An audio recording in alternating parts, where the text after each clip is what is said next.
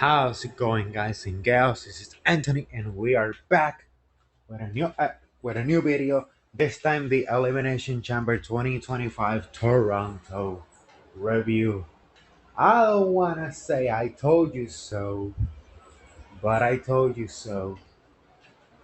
This is Anthony, and if you like this type of content, like, comment, share, and subscribe. Because today we're gonna talk about one of the most shocking moments for the majority of people. Not for me, because it was pretty obvious since February 1st what was gonna happen. And you people saying, oh, the build to WrestleMania was bad. And I was watching those people and I was like, man, it's pretty obvious what's gonna happen, and you guys are not seeing it. But we're gonna be talking about one of the most shocking heel turns of all time in its given moment. But let's talk about the rest of the show. We kicked off with the Women's Elimination Chamber match. Roxanne Perez, Bailey, Naomi, Alexa Bliss, Liv Morgan, and Bianca Belair. Obviously, this picture is a little bit outdated because obviously Naomi and Bianca lost the titles to Liv and Raquel. So, Naomi and Liv Morgan were gonna start this match, and without the bell, and even before the bell rang, we hear Jay Cargill's theme song. She comes storming to the ring. Liv Morgan is pissing herself, and then we get the big reveal. Jay Cargill beats the ever living hell out of Naomi. Bianca Belair is inside one of the pods, losing it, telling Jay to stop. What is going on? What is going on? And the big reveal, Naomi was the one that attacked Jay Cargill at the moment. And I know a couple of months ago I did a video where I said that it was Bianca Belair who attacked Jay Cargill. But then I was thinking back and I'm like, it was pretty obvious since the beginning. Because Naomi returned to WWE in the 2024 Royal Rumble the same night that Jay Cargill made her debut.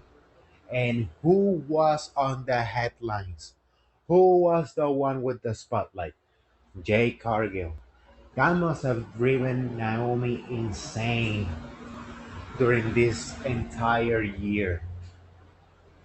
So I was so then during the match I was thinking about that and I was like, that actually makes sense.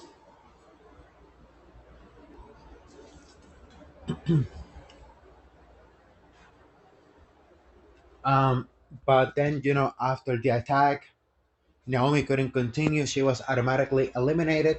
So the match started with the countdown of who was gonna be the next one to enter, and it was Bianca Belair. So technically, Bianca Belair and Liv Morgan started this match. And I have to say something. Um, Liv Morgan was the MVP in this match. She was doing pretty good. I mean, she did something that I wouldn't be able to do. Like she took like the braid whip that Bianca Belair does, and you could see the braid mark on her ribs. What a champ! She was goading it out, man. Because I will be crying like a baby. I'm just saying that. Then after that, Roxanne Perez entered, and she got her stuff and some Hurricane Ranas. Then Bailey came out, and the last one to enter was Alexa Bliss, which was my pick. She got some of her stuff in, and now let's talk about the eliminations because I think the biggest thing to happen in this match was the Jay Cargill Naomi reveal. So let's go through the eliminations. The first one to be out, if I'm not mistaken, was Roxanne, who was eliminated by. No, no, no. The first one to be eliminated was Bailey by Roxanne, and then everybody, and then like everybody did theirs, and then Alexa, Liv, and Bianca did their signatures on Roxanne. So, so Alexa could do the twisted bliss for the 1, 2, 3 and eliminate her. So I think we are gonna get so there. So not even this match is over, and we already have two matches set up for Mania: Jade versus Naomi, and Liv and Raquel versus Alexa and possibly Nikki Cross. Because when Alexa entered the chamber, she was in a trance, like she looked out of it. So maybe this has something to do with the Wyatt Six. So my prediction right now for Mania is Liv and Raquel defending the women's tag team titles versus Alexa and Nikki. Obviously, Jade and Naomi. Oh, and another match, Bailey versus Roxanne. So this match already set up three matches for WrestleMania. Three matches for WrestleMania. So we have three remaining: Alexa Bliss, Liv Morgan, and Bianca Belair. And as I was saying, the way they set up the match, the women's tag team title match for Mania, I think was brilliant because Liv did a roll up, and for leverage, she used Bianca Belair's braid, who was knocked down, s- for leverage, so she could roll up Alexa for the 1, 2, 3 and eliminated Alexa. But at this moment, this is something I didn't really like, that Liv Morgan was one of the last two, because she's one half of the women's tag team champions. It made it pretty obvious who was gonna win. I mean, it didn't diminish the match, it just made it a little bit more predictable. So, Bianca gives Liv the kiss of death: 1, 2, 3.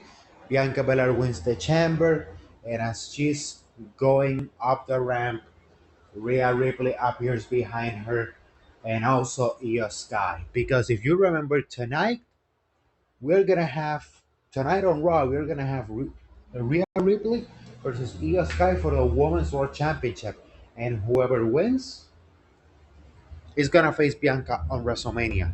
But the thing is, um, with the way they shot this, Io was in the middle, Bianca was on the right, and Rhea was on the left. I think they are gonna go the triple threat match route for some reason. I mean, I like Io, but man, like, this is a match in the main roster that's been 5 years in the making. I know that they faced once in a takeover, but back then Bianca was a heel and Rhea was a babyface. Which, by the way, that was Rhea. I mean, not Rhea's, but that was Bianca Belair's last NXT match, which, if I'm not mistaken, was Takeover Portland, right? February 2020. So they haven't faced off since then. They have never faced off in the main roster. They were gonna face off in Money in the Bank 2022, which, funny enough, was in Las Vegas, just like this year is where WrestleMania is gonna be. And that match got canceled because of Rhea Ripley's heart issue, and they put Carmella in that spot. So that match has never happened in the main roster. And I feel like if you want to do this match, the only place possible to do it is on a big enough stage like WrestleMania. And you're gonna insert Io? Like, I don't get it. And I like Io, but I mean, somebody's gotta go heel. because it's three baby faces in this match. Somebody has to go heel. The the the problem is who? I think it should be Bianca Belair because Rhea. I mean, just a couple of months ago, she turned baby face. A couple of months ago, Rhea cannot turn that fast back to being a heel. Io just recently turned babyface.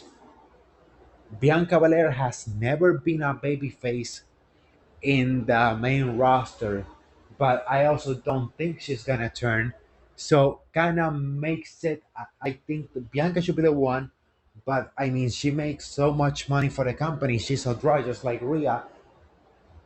You cannot turn any of those two heel unless you turn Io heel again because the story is there. Like she feels she's being overshadowed by by by these two morons and beats the hell out of them with a steel chair. I mean, that's the only way that I see this having some sizzle because three baby faces in a triple threat match doesn't cut it for me, brother. It doesn't work for me, brother. But that's my opinion on the women's chamber match. Oh, before I continue, I had Alexa Bliss winning, but Bianca Belair won. 0 of 1. Next up was Trish Stratus and Tiffany Stratton versus Nia Jax and Candice LeRae. I for sure thought that Charlotte was gonna interfere in this match to give Nia and Candice the win, but I understand why they didn't. They wanted, the feel good moment with Trish in Canada before what was. I mean, they had to give us this feel good moment before the heartbreak at the end of the show.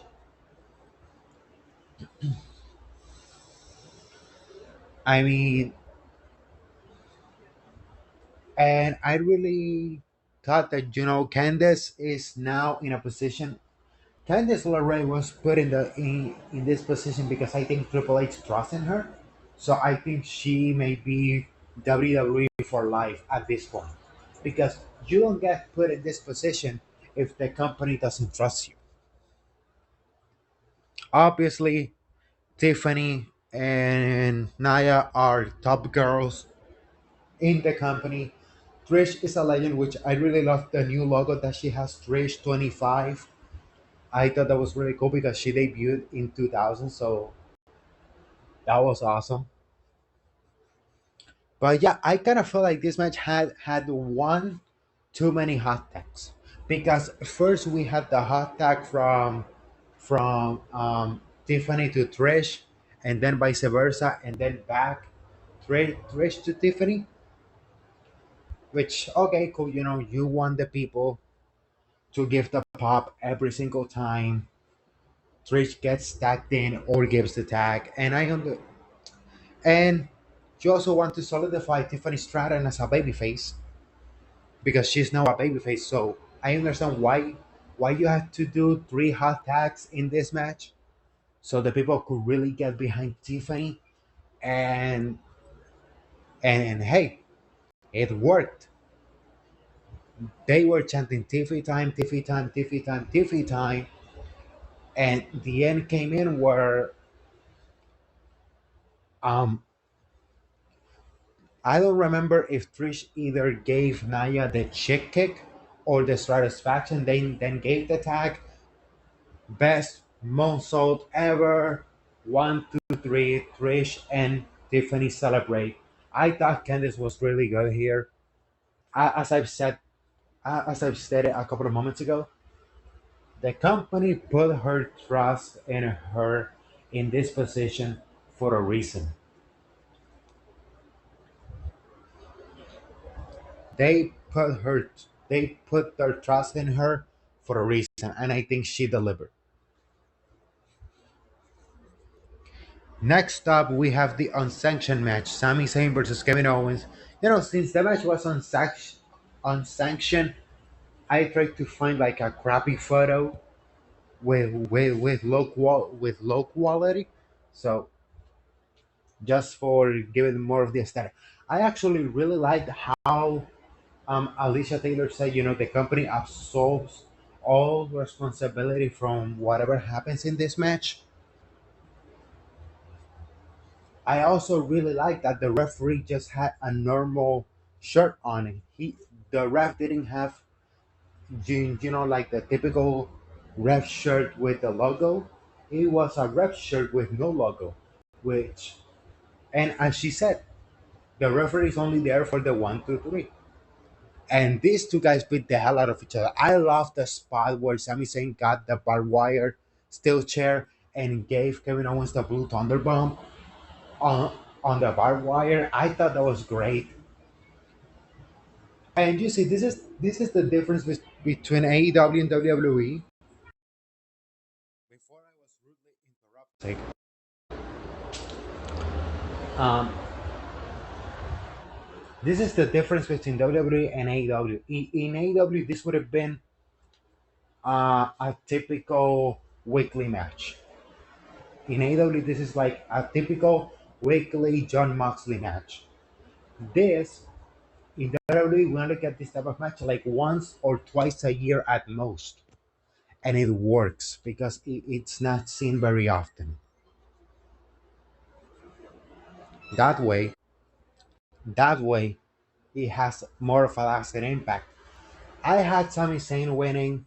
Kevin Owens won this match. The only thing that I really hated in this match was that near the end, all of the producers came out, and I'm like trying to make Kevin Owens stop, and I'm like, it's unsanctioned. You have absolved all responsibility.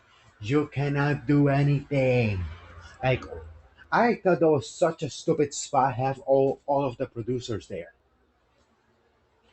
But the reason they had to do this producer spot is for what happened after the match. Kevin Owens wanted to continue the attack, and we hear voices in my head. Randy Orton makes his return, which I predicted, but I predicted it to happen during the match, not after the match. So I'm gonna give myself half a point in the predictions. I need to give myself also half a point because I predicted the J Cargo return. So I have 1 out of 3. 1 point out of 3. So hey, not too shabby. Eh? So Randy beat the hell out of Kevin Owens. He RKO'd the producers. He tried to give Kevin Owens the pancake, but the producers stopped him. Which, hey, Kevin Owens, at which I also said that I thought he was gonna give it to him, but they teased it. So I was half right there also. Which, if they teased it, means that Randy Orton is gonna win on WrestleMania with the pancake.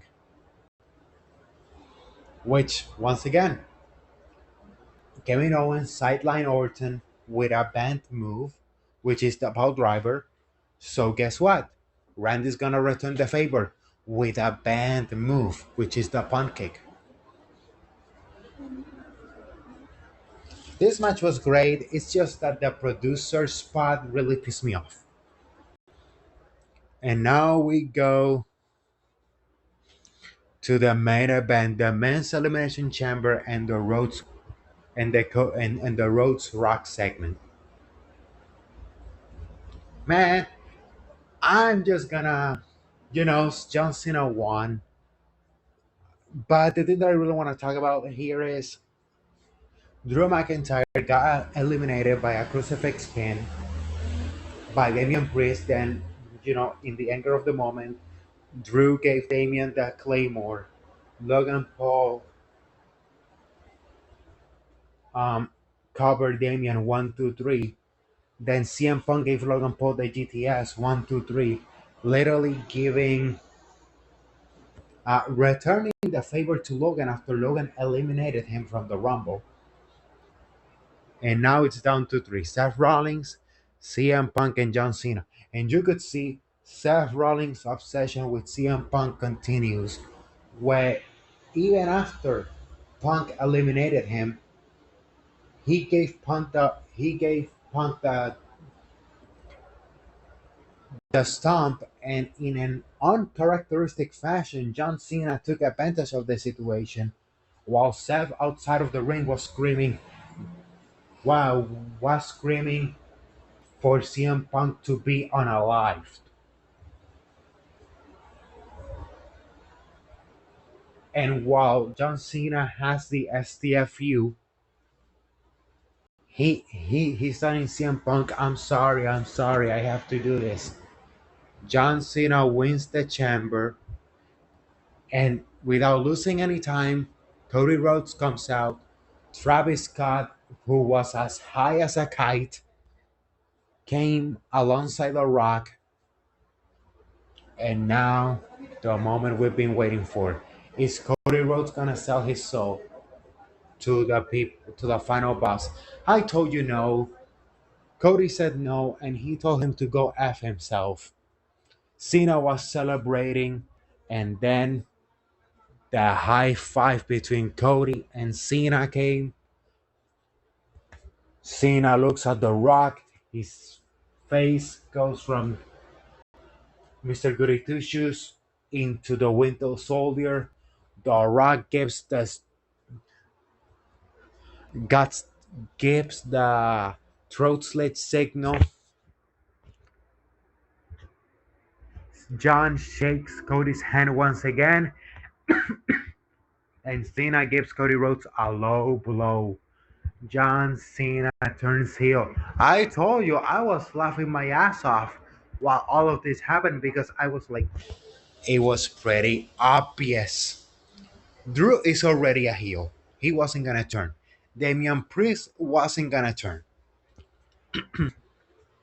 Logan Paul has the match with Jake on March 27th, so he may not even be on WrestleMania. Seth Rollins is way too obsessed with Punk. Those two cancel each other out. It was John all along. I told you on the predictions video. I told you so. I told you so. I told you so. I told you so. And people didn't want to listen. And he beat Cody Rhodes to a bloody pulp. He hit him with the Rolex. He beat him with the title. He choked him out with his tie. And while Travis Scott, all of this while Travis Scott was in the corner, high as a kite, with some sage, and The Rock looking on, seeing his masterpiece being done. And then the two belt shots on Cody's back. Cena poses with his left foot on Cody's head alongside The Rock. The three of them get out of the ring as the show goes off the air, with Cody being held by Michael Cole, Wade Barrett, and Pat McAfee. And that was Elimination Chamber 2025. I'm just gonna say, I told you so, and you didn't listen. I told you so, and you didn't listen. It was pretty obvious since the beginning. I was laughing my ass off.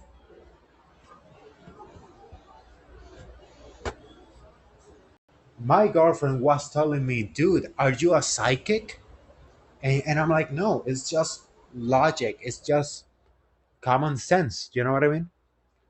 But that was Elimination Chamber 2025, and we are full on the road to WrestleMania. And I'm gonna give one last prediction: Rhea Ripley versus Io Sky tonight for the Women's World Championship. I know I'm just gonna predict it again. This match is gonna have no winner. It's gonna have maybe like a screw finish that may lead into a triple threat match. That's all I'm gonna say.